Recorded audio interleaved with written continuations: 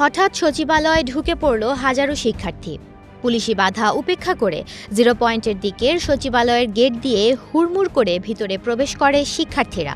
চলমান এইচএসসি ও সমমান পরীক্ষা বাতিল এবং সাবজেক্ট ম্যাপিংয়ের মাধ্যমে এইচএসসি ফল প্রকাশের দাবিতে সচিবালয়ে ঢুকে 6 ও 11 নম্বর ভবনের মাঝামাঝি জায়গায় মিছিল করতে থাকে। শিক্ষার্থীরা জানায় 1.5 মাসের পরীক্ষা কয়েক মাস ধরে ঝুলে আছে। তাদের দাবি, যদি সেপ্টেম্বর মাসের 11 তারিখ পরীক্ষা হয় তাহলে শেষ হতে আরও 1 মাস লাগবে।